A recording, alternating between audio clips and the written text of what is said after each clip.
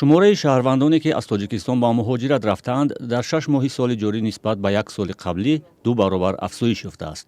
ба гуфтаи вазири меҳнат, муҳоҷират ва шуғли аҳолӣ, дар 6 моҳ бештар аз 320 000 нафар ба муҳоҷирати меҳнатӣ ба хориҷи кишвар, тақрибан 90% ба Русия рафтаанд. дар ин давра шумораи муҳоҷирони ба ватан баргашта низ ба маротиб зиёд шудааст.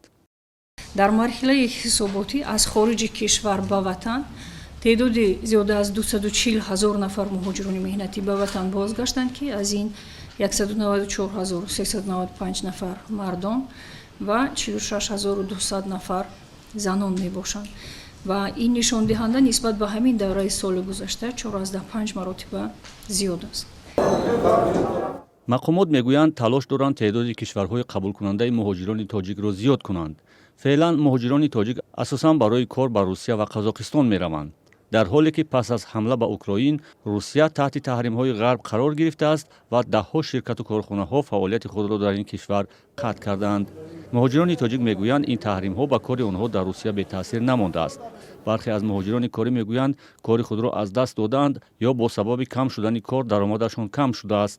барои бархе дигар аз муҳоҷирон кору даромадашон беҳтар шудааст.